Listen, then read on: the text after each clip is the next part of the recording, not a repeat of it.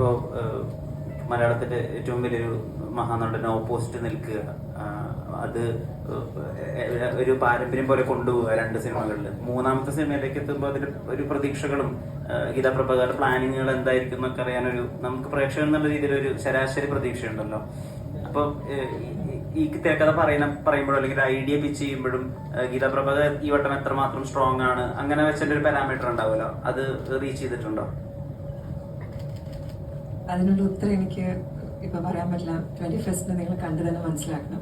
പക്ഷെ ഇങ്ങനെ ഒരു കഥാപാത്രത്തിലേക്ക് എത്തിപ്പെട്ടതിൽ വളരെ വളരെ സന്തോഷം. 1ഉം 2ഉം കഴിഞ്ഞ് 3ൽ എത്തി നിൽക്കുന്നതിൽ ഒരുപാട് സന്തോഷം. ഗീതാ പ്രഭാകർ ഭയങ്കര സ്ട്രോങ് ആയിട്ടുള്ള ഒരു ലേഡി ആയിരുന്നു, ഓഫ് കോഴ്സ് 1ലും 2ലും ഒക്കെ. പക്ഷെ അവരുടെ ഒരു ട്രാവൽ എന്ന് പറഞ്ഞാൽ അവരുടെ മകനെ നഷ്ടപ്പെട്ടിട്ട് ജീവിക്കുന്ന ഒരു അമ്മയാണ്. അവരുടെ ഒരു അമ്മ കൂടിയുണ്ട്.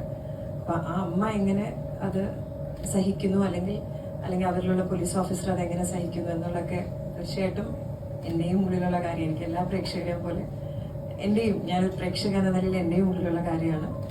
വി വിൽ സീ 21st നമുക്ക് കാണാം എങ്ങനെയായിരിക്കും ഗീതാ പ്രഭാകരത്തിൽ നിൽക്കുന്നതെന്ന്. Thank you so much. എല്ലാവർക്കും നമസ്കാരം കേട്ടോ. Thank you. ദൃശ്യം കുടുംബത്തെ കുറിച്ച് ഞങ്ങൾക്ക് എല്ലാവർക്കും അറിയാം, പക്ഷെ വീണ കഥാപാത്രം ഞങ്ങൾക്ക് ആർക്കും അറിയില്ല. ആ പുതിയ കുടുംബത്തിലേക്ക് എത്തിക്കഴിഞ്ഞപ്പോൾ ഉണ്ടായ ഒരു സന്തോഷം, ആ കഥാപാത്രം.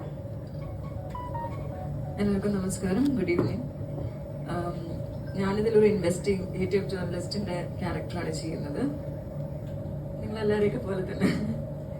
അതിന് കൂടുതൽ എനിക്കൊന്നും പറയാനില്ല. പിന്നെ വളരെയധികം സന്തോഷം ദൃശ്യം പോലത്തെ ഒരു സിനിമയില് ഒരു പുതിയ അഡീഷൻ ആവാൻ പറ്റിയതിന്. അന്വേഷണമാകുമ്പോൾ ഇനിയും തുടർന്നുള്ള ഭാഗങ്ങൾ അന്വേഷണത്തിന്റെ ഒരു എലമെന്റ് ഉണ്ടാവില്ല. ഇനിയും തുടർന്ന് ഇങ്ങനെ വരുമല്ലോ.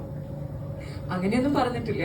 തുടരട്ടെ എന്ന് ഞാനും ആഗ്രഹിക്കുന്നു, നിങ്ങളെല്ലാരെയും പോലെ. ലാലേട്ടാ, ക്വസ്റ്റ്യൻ ചോദിക്കുന്നതിന് മുന്നേ ഒരു കാര്യം